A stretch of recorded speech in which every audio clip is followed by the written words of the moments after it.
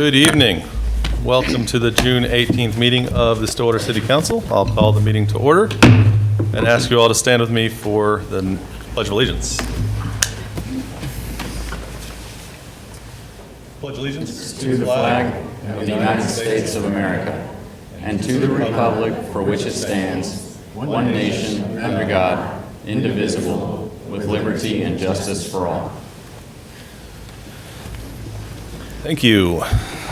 All right. I will just state at the outset, we don't have any public hearings scheduled for tonight, but you do have the opportunity in the agenda to comment on items that are not scheduled for public hearing. So if you are here and you'd like to comment on any item on the agenda, please make sure you sign up. You do have to fill out a form and get it to Patty over here. So please do that if you're here to speak. And we will get to you at item 5. At this point, we'll go to item 3 with a presentation to Deputy City Manager Dan Blankenship by... Oh, he's not here yet. Late to his own ceremony. Well, isn't that par for the course? Well, Mayor, if I may, we had a reception for him at 4:15, and he arrived at 4:30 after I called him. So it's kind of not unusual. It was a very nice turnout, very nice reception. It was. Well, should we skip to the consent docket and we'll come back? All right, item 4, consent docket. Councilors, comments, questions, or motion regarding the consent docket? Motion to accept the consent docket. Second. We have a motion and a second to accept the consent docket. Please vote.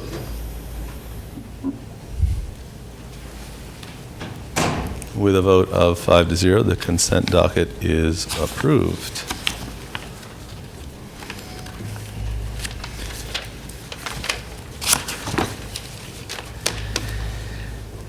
And I think wait for Patty 2 has seconds here. Patty has raced off to get him. We'll give him a minute. I'm going to get into the meat of this thing.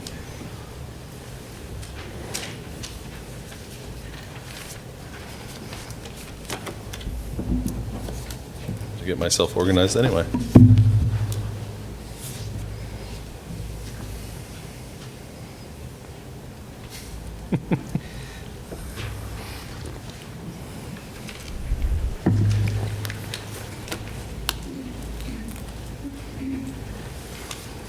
It's kind of awkward, isn't it? Yeah, a little bit. Somebody say something, new. please. This is a new one.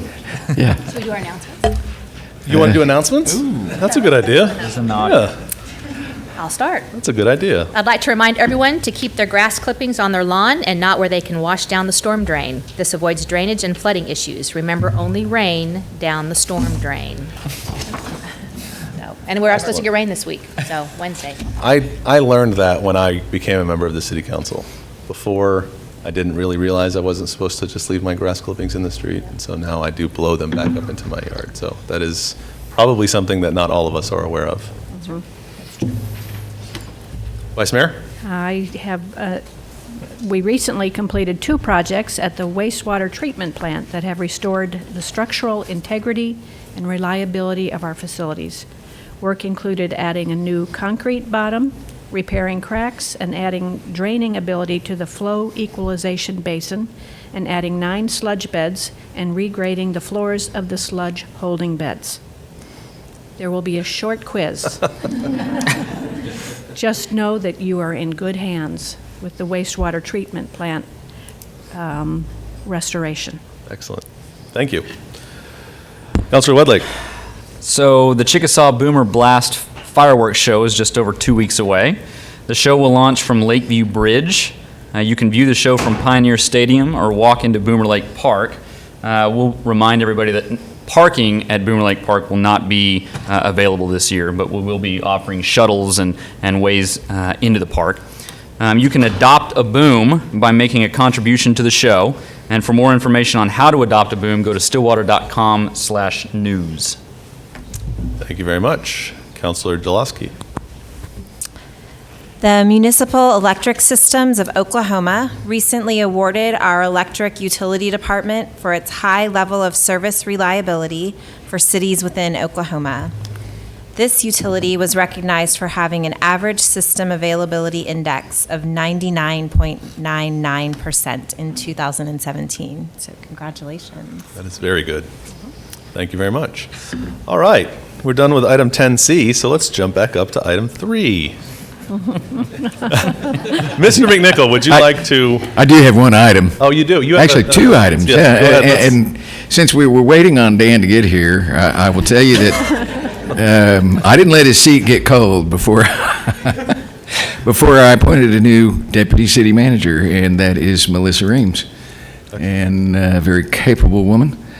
She will continue serving as our chief financial officer, and very much appreciate your service. For those of you that don't know, we have taken Dan's duties and kind of split them between Melissa and me, and we'll see how that goes. And it's because Dan simply can't be replaced. Thank you. And now with the presentation to our deputy city manager, Mr. McNichol.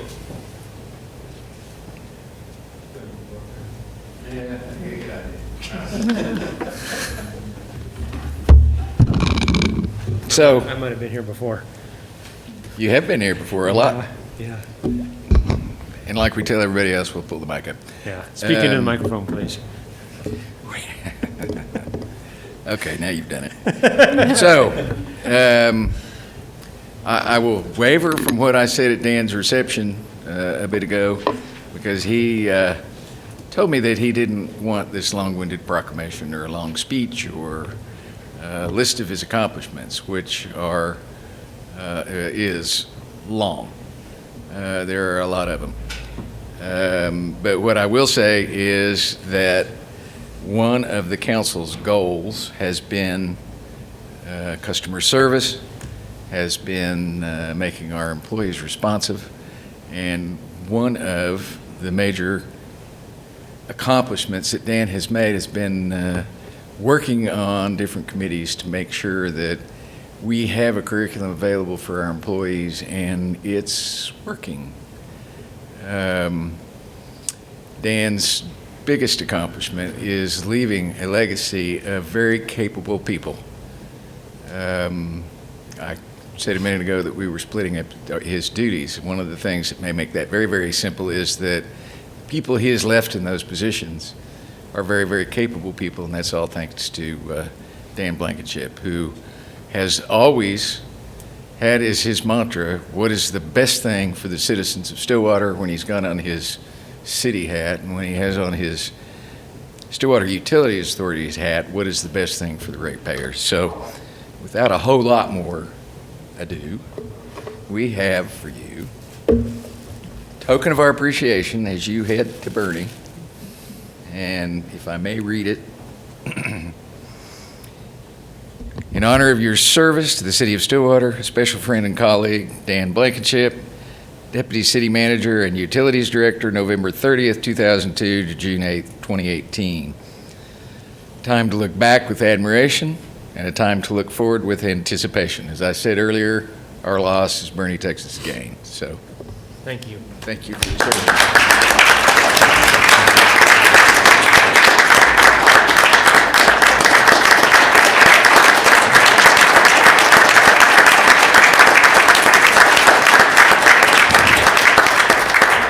In this nice box Yeah. to pack it in and move. Well, I'm certainly proud of, Can I say one other thing? okay. It's just real brief. And I said this over in his reception. One of the things that I am personally very grateful for is Dan's assistance in helping a very neophyte city manager maneuver through the Shark Tank. So You're there. I'll let you talk now. You're there. You're there. I think I fulfilled my obligation to you. And I think that I've told many people that when the council selected you to be the next city manager, they could not have picked a better person for that job. You earned your stripes a long time ago in this community, and no one in this community has the best interest of this community at heart any more than you do. And you've got a tremendous reputation within the community and great relationships, and that's what's really important for someone in your job to be successful. This is about So, oh, it is? Well, no, it's not about me. It's about I couldn't have done anything without your all's trust and support, and your predecessors. Some of them sat up there and probably wanted to strangle me when I was standing here, and maybe some of you at times did too. I didn't necessarily always tell you what you wanted to hear, but I felt like I was always, honest and objective, and then ultimately when you all made a decision that we carried it out with great enthusiasm. As you may have heard earlier, anything that I take with me that has Oklahoma as a symbol on it, I will always be very proud of. And I very much appreciate the comment about my legacy here. I'm a big music fan, and I really like country music too. And I think Randy Travis said it best. It's not what you take when you leave this world behind you. It's what you leave behind you when you go. And I feel like that's what I've done, is left a really good legacy for the people here, and I'm very proud of that. And thank you very much. Thank you.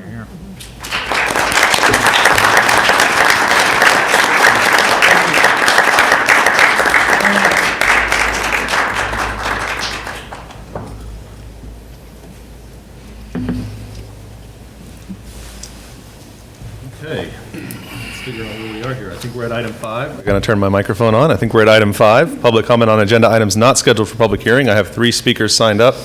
I will take the first is Jonathan Udoka.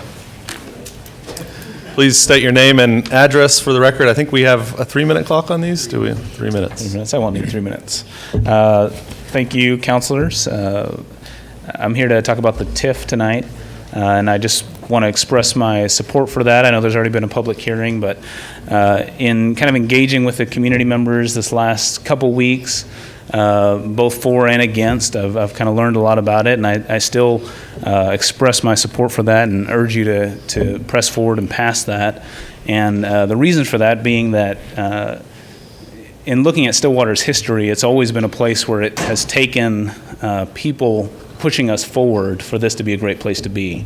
At the outset, we didn't have even a railroad here. People had to ride horse and buggies 5 hours to get lumber and bricks to start building our downtown, and there's just been challenge after challenge to keep this place going, and I think it doesn't take much to see what happens if we do nothing, what happens if we try to get smaller, what happens to small towns in general, and I just applaud the work that's gone in over the last year, looking at this issue and pushing forward in a way that seems to take everyone's concerns into consideration as much as possible.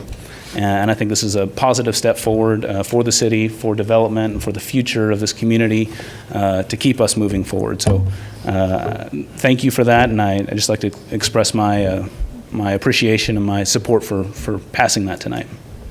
Thank you. Our next speaker is Chris Peters.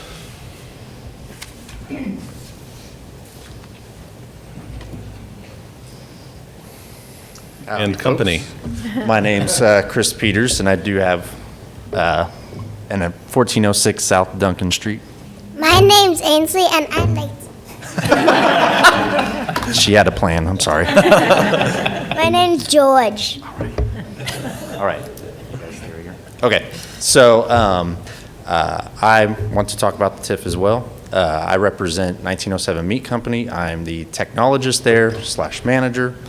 The owner is off riding his bike right now, so I'm representing. So as a business, a new business still, that is going to be part of this TIF district, just highly support it and very, very thankful for the leadership that we voted in and the direction you guys want to go. Raising kids here in Stillwater and just, taking advantage of great public schools, and I don't know what their future is yet, but I do know it's going to be here in Stillwater. And I've just seen so much of, because I used to work at OSU, worked there for 4 or 5 years with Mr. Bryson Baker. We did something awesome there, I think. And so working in OSU, working outside of OSU, kind of seems like 2 different worlds, almost 2 different cities within a city. And now that kind of seeing the real world of stuff happening downtown and being part of a new business that is, it's not easy doing this, starting up a butcher shop. Nobody starts up butcher shops anymore. And starting a new, restaurant downtown. And we were able to, this past year, work with OSU and some of their marketing students and the College of Communication. And they did a bunch of studies for us. They did polls asking students, faculty, staff, and the number one overwhelming thing that was kind of the problem for people, for our customers getting to us is, I don't go downtown.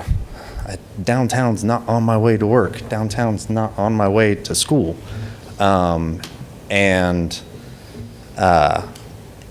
There has to be more things going on downtown to attract those people, especially get those students off campus. We have been lucky, I think, in really having the students take over our business on the weekends for brunch. So if you guys are ever there, blame the students, but it is pulling them downtown. It is pulling them to these new places that are happening. And we need more of that. We need to make it easier to just physically get from campus to downtown. So I appreciate this effort, and I think there's a new group of energy from downtown merchants that are ready to support this. Thank you. Thank you. Thank you, Ainsley. Thank you, George. All right, our final speaker is Bryson Baker. Thanks. Hey guys, Bryson Baker, 713 South Main. My wife and I own Everyman, and I teach part-time at OSU. When born and raised in Stillwater, when I started at OSU, I remember I moved into Wentz Hall on campus, one of the few places that still has shared bathrooms. And I remember frequently getting asked by my peers where things were, Where's Ag Hall? Where's Classroom Building 1? Where are these kind of places you would think somebody that was born and raised in Stillwater would know? I knew Gallagher-Iba. I knew Boone Pickens or Lewis Field at the time. I knew the Student Union, but frequently I had to tell them I have no clue. I've just lived here for 17 years. I don't know.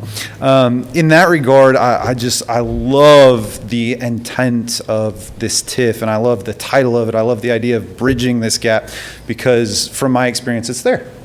I have two beefs just to air today. One not to most of you, one maybe to you. The first being to those in opposition. I realize sometimes I have a loud voice. I'm open to correction, certainly open to correction. However, I've asked multiple times to those in opposition to just clearly articulate to me a specific vision or program or initiative or something that does not get accomplished if the TIP passes. One thing.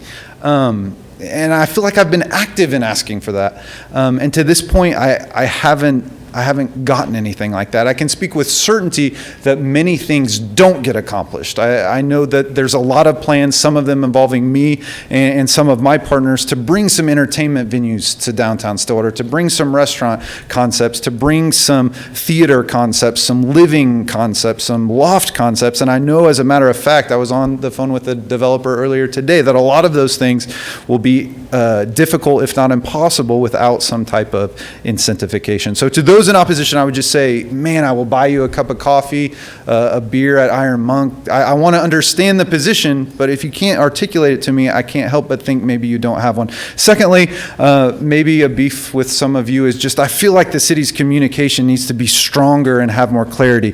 If Meridian can spend taxpayer dollars and actively articulate against the TIF via website and social media, then surely the city cannot necessarily take a side, but be more factual. I feel like there's a lot of misrepresentation happening out there that the city could just clearly articulate the facts, okay? And I don't feel like that presence out there. There's people saying things like taxes will go up, education funding will be slashed, the area in town that the TIF is compromised of is experiencing revival type development.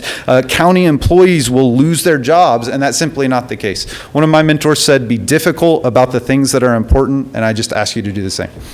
Thank you. Patty, we don't have anybody else signed up? Thanks. All right, that takes us to item 7, public hearings. Item A, receive public comment regarding a proposed text amendment to the Land Development Code, telecommunication facilities, definitions, use categories, and limitations. This is CC-18-69. Mr. McNichol. And Patrick will give that report on behalf of the City Attorney's Office. Thank you. I'm Patrick Bolden. I think I'm titled Special Assistant City Attorney for the City of Stillwater. That means I'm a temp. Just a little background about me. I was with the Tulsa City Attorney's Office for 28 years. That's where I met Mr. Dorman. And during my last 10 years there, I dealt primarily with land use and zoning and land development there, and had the pleasure of dealing with cable television companies and telecommunications companies, which somehow relates to this. And in the last 7 years, I was the city attorney in the city of Bixby and retired from there in October. John brought me in to help with some projects, one of which sprang up really just before he brought me on board, and that is the advent of dealing with small cells. The impetus of this particular ordinance is really small cell technology and something that's called 5G, which has not yet been developed entirely technologically in the United States, but is on the verge of becoming known and used in the United States. 5G is I think best described as providing for high speed, high capacity wireless telecommunications. You all have dealt with or are familiar with cell towers, and I think that's what I would characterize as macro cell towers, and those are really what we're using today to provide our wireless telecommunications. But 5G is going to be the future in the United States, and it's being promoted by the FCC as well as on the state level. There's state legislation dealing with the provision of small cells and 5G technology, and that's really been the impetus for this ordinance.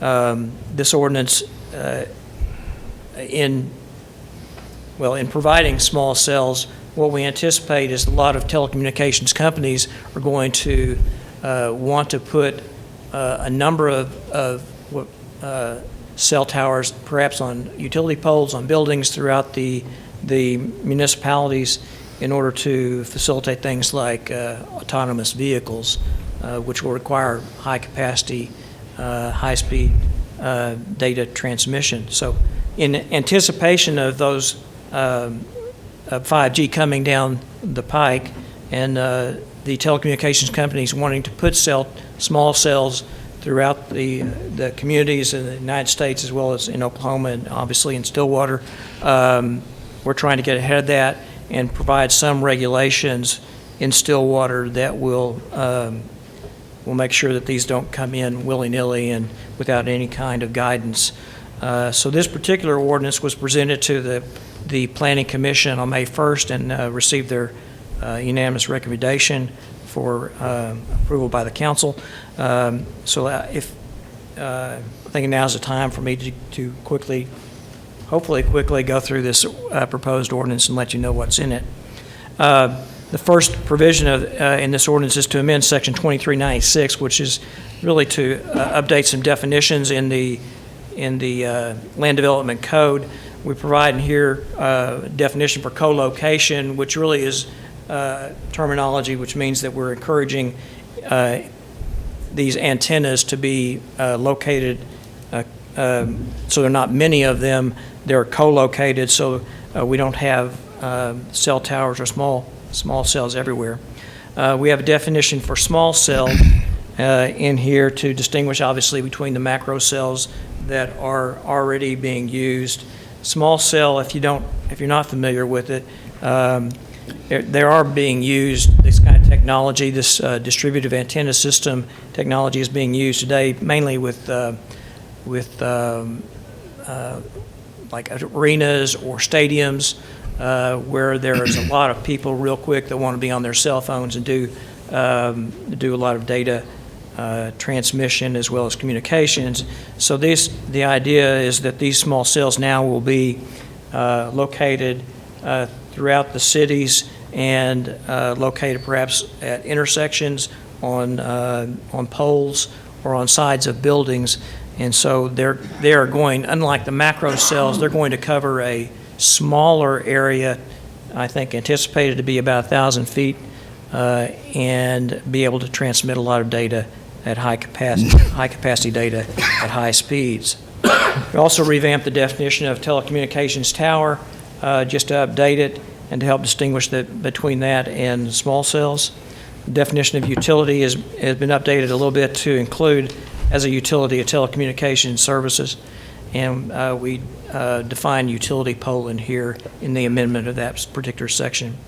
We repeal the current only provision dealing with cell tower communications, section 23-113, which is currently titled telecommunications towers, and we'll address those later on in the amended ordinance, amendments provided in this ordinance.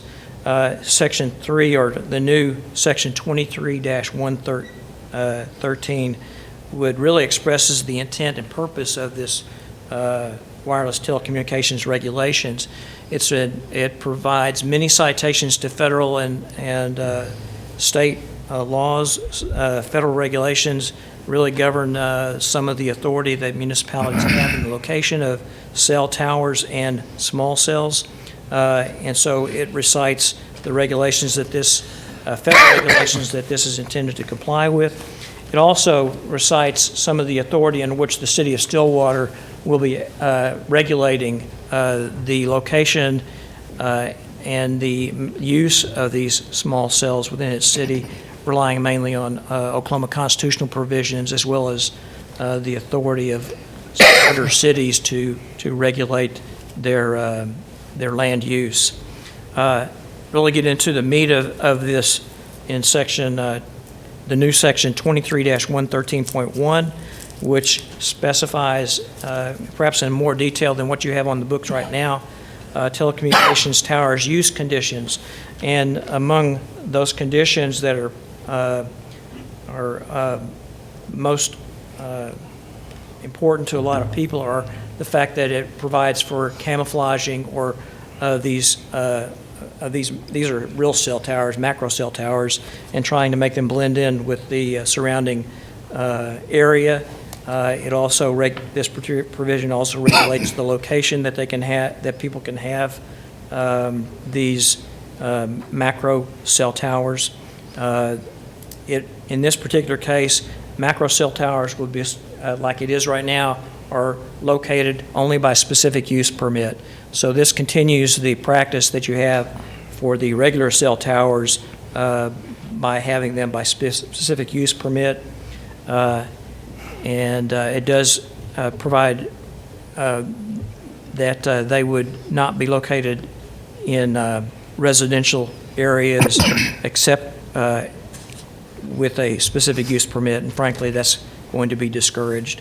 One of the things that you might say is, why don't we just prohibit these from all residential areas? And the answer to that is you can't do that. Federal regulations prohibit municipalities from taking any or having a regulation which would prohibit or otherwise or have the effect of prohibiting cell tower service. And so, although I don't anticipate you would have a lot of cell towers located in residential areas, you do have to make some provision for the area, for the circumstance that might arise that would result in somehow prohibiting the wireless communications through these cell towers. Section 23-113.2 is titled Small Cell Telecommunications Facilities Use Conditions, and this is really with the impetus is shown here in these provisions that we're asking the city to regulate the location of these small cells. Not only does it provide for camouflage of small cell antennas and for the location of them, but it also has spacing requirements. If we're going to have these located on poles, we don't want to have 3 or 4 cell towers or telecommunications companies come in and each have their own poles. So it encourages location, but it also provides for the spacing of these small cells should they be located, particularly in the rights-of-way. So there are provisions for them to be spaced 500 feet apart, and that if they're in between utility poles, that they be equidistant between utility poles, so we just don't have poles all along the rights-of-way.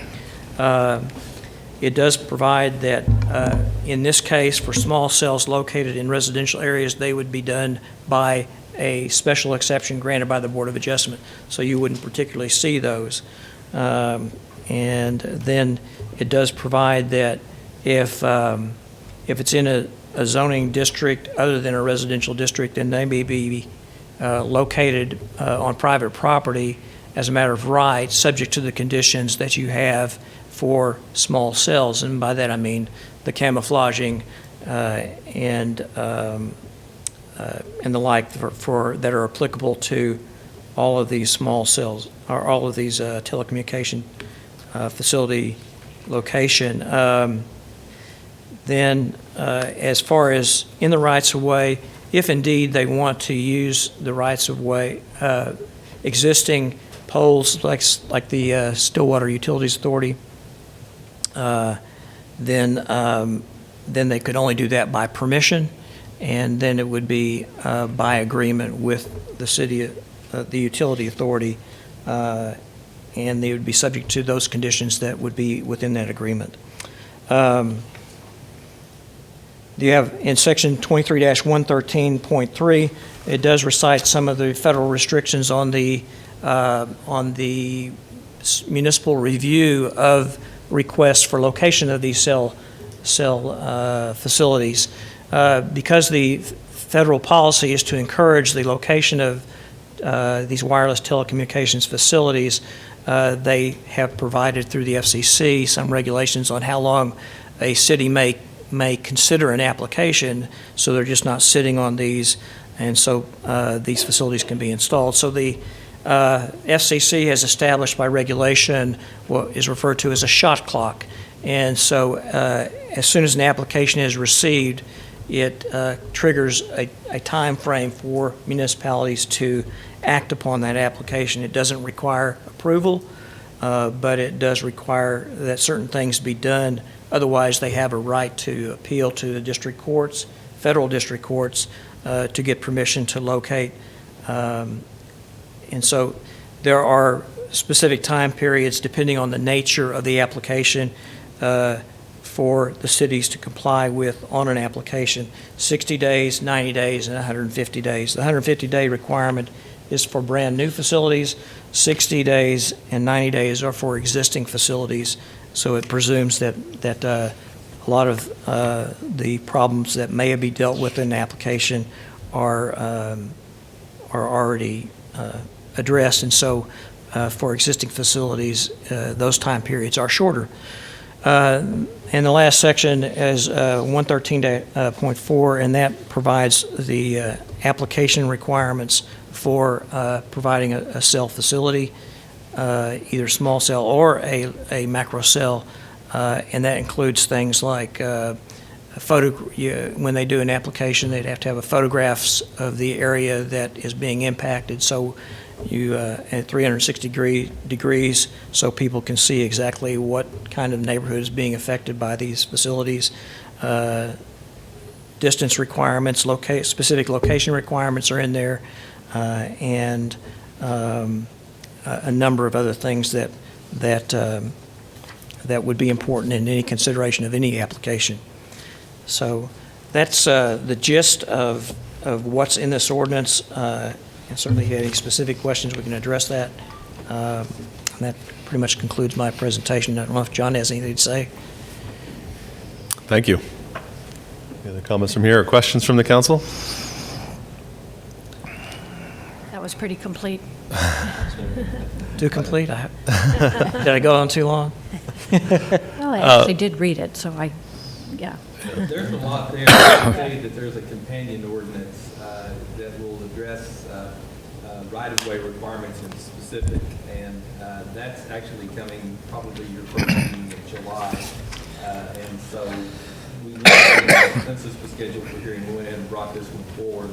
But after a first reading tonight, our request would be to hold this one until we catch the right-of-way ordinance up, and then we can hopefully adopt those in sync. But this is definitely something that we're going to have to address, and probably the sooner the better, because between the state and the federal government, the legislative and the regulatory scheme is changing monthly. Yeah, and I think we want to just kind of make sure people understand why we're talking about this at this point. These cell companies that want to put up a ton of little antennas all over town want to come in and do it without having to be regulated in a lot of ways. That's a problem. We own rights of way, we own our poles, we maintain all that stuff. They want to just attach and put things wherever they want them. Under the argument that, well, if we want high quality 5G service, we've got to have all this stuff, and it's too onerous if they have to come and do all the stuff that they would normally have to do now. So we're trying to put these regulations in place ahead of time so that there's a scheme that makes sense. But you should know, and I noticed that we have a State House candidate in the audience tonight. The State House is considering the idea of preempting us on these matters and letting cell companies come in and do what they want with our rights of way and our poles. That's a problem. We as a city should have local control over our facilities and our rights of way. We should be able to pass ordinances and deal with these companies on a case-by-case basis. So we would appreciate it if the state doesn't come in and take this control from us. We're trying to be proactive. We're trying to provide a scheme that makes sense and allows our city to be wired in the way it needs to be, but also takes into account the public facilities and the public lands that we maintain and own, and do that in a responsible way. So at this point, I think we have to open a public hearing. Yes, sir. I will go ahead and open the public hearing. We have no one here to speak on this matter, and so I will close the public hearing. And I guess there's no action to be taken at this point. We have an ordinance on later in the agenda, correct? Yes, sir. All right. Thank you. That takes us to item 8, resolutions. Item A, resolution CC-2018-11. This is a resolution of the City of Stillwater, Oklahoma, approving a policy guide for assistance in development financing for implementation of the Stillwater Reinvestment Plan in increment district number 3, City of Stillwater. I'm going to ask that we table this item for now. This is just the policy guide that would go along with the TIF ordinance, that would provide the city and the committee who would review these applications with guides that we put in place, policies that we put in place that say, here's what we're trying to do with this plan, here are the things that you have to apply, the information you have to provide when you apply, all of that stuff. We have a draft of that policy out there. I think the council has seen it. But I think I would like to get more public input on that policy guide as we go forward. So I would like to table resolution CC-2018-11 for now until we've had a chance to get more public input on the policy guide at this point. Any comments or objections there? All right. That moves us to item 8B, resolution CC-2018-12. A resolution of the Stillwater City Council authorizing the adoption of Section 22 of the City of Stillwater Purchasing Manual titled Federal Grants and Purchasing Policies. Mr. McNichol. This resolution is required for grant funding and is the sole purpose that it is in front of you tonight. Excellent.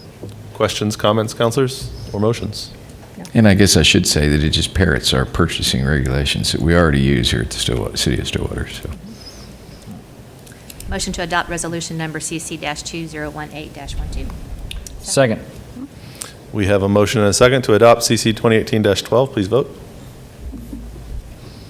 With a vote of 5-0, the resolution is adopted.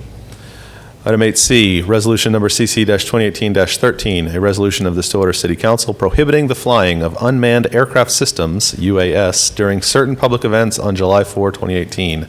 Mr. McNichol. This is a routine item that we bring before you before every large public gathering. We have had instances in the past where amateur UAS operators were somewhat dangerous in their flight paths and flew over the crowd, and certainly we don't want them interrupting the fireworks and our new venue. Absolutely. Thank you. Questions, comments, or motion, council? Motion to adopt resolution CC 2018-13. Second. We have a motion and a second to adopt resolution CC-2018-13. Please vote.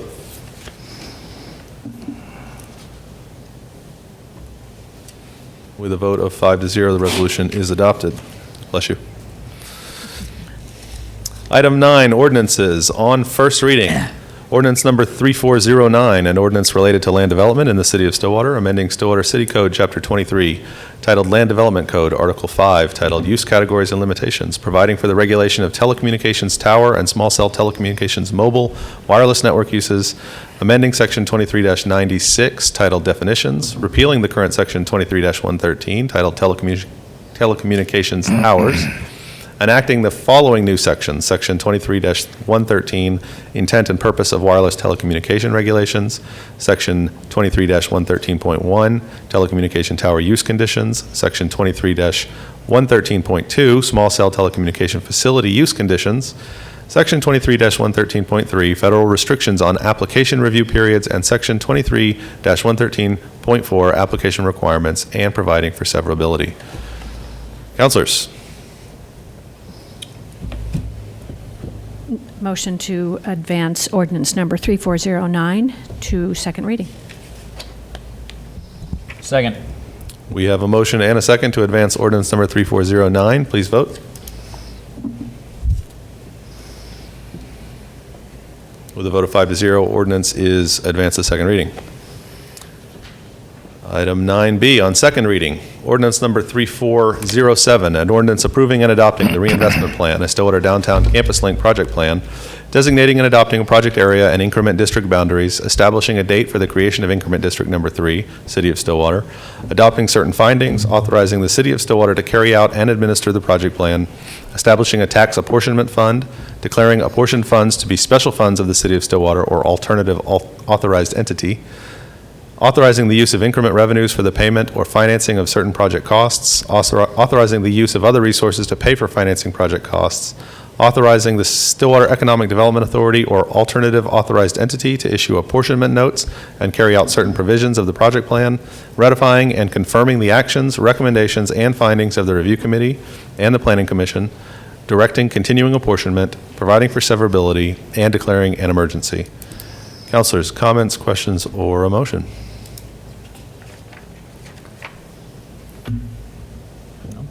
Motion to approve ordinance number 3407. Adopt, excuse me. I'll second.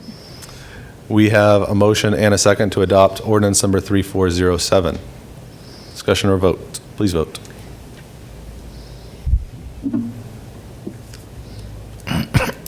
With a vote of 4-0 with one abstention, the ordinance is adopted. We also would need to have a motion on the emergency position or the emergency declaration separately. Is there questions, comment, discussion, or a motion on declaring an emergency? I would, if no one else has comment, I don't think that the emergency clause is necessary for this ordinance. I think that it'll be effective within 30 days anyway, so I don't see a reason for us to adopt the emergency clause here. If anybody feels strongly otherwise, I'm welcome to hear it. I don't know that we need a motion to adopt and a vote down, or if we should just not have a... The way it goes right now, I mean, without adopting an emergency clause, the ordinance is going to publish Thursday, regardless of whether it has an emergency clause or not. It'll just simply go into effect 30 days from the date of publication. Okay. So unless someone has a motion on declaring the emergency, we'll move on to item 10. Thank you.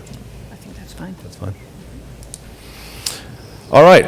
Item 10, reports from officers and boards. Item A, Mr. Dorman. Number of items tonight, sir. Requesting executive session pursuant to 25 OS subsection 307B2 to discuss labor negotiations with International Association of Firefighters Local 2095. Item 2, requesting executive session pursuant to 25 OS subsection 307C10 for the purpose of conferring on matters pertaining to economic development, including the transfer of property financing or the creation of a proposal to entice a business to locate within the city of Stillwater because public disclosure of the matter to be discussed would interfere with the development of products and services and would violate the confidentiality of the business. Third, requesting executive session pursuant to 25 OS subsection 307B3 for the purpose of confidential communication regarding the purchase or appraisal of real property. Thank you, Mr. Dorman. I think we've covered items 10B and C, correct? Mr. McNichol, do you have anything else? No, sir. All right. We will, at this point, recess the city council meeting and move over to the Stillwater Utilities Authority. At this point, I will call the June 18th, 2018 meeting of the Stillwater Utilities Authority to order. Trustees, is there comment, question, or motion on the consent docket? Motion to approve consent docket.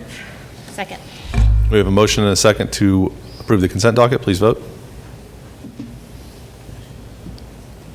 With a vote of 5-0, the consent docket is approved. That takes us down to reports from officers and boards. Mr. Dorman. Nothing to report, sir. Mr. McNichol. No item, sir. Trustees, No, sir. Sir. do I hear a motion to adjourn? Motion to adjourn. Second. We have a motion and a second to adjourn. Please vote. With a vote of 5-0, the Utilities Authority meeting is adjourned. I will now reconvene the Stillwater City Council meeting at item 12, executive session. Is there a motion? Motion to move into executive session. Second. We have a motion and a second to enter executive session. Please vote. With a vote of 5-0, we are now in executive session. Thank you.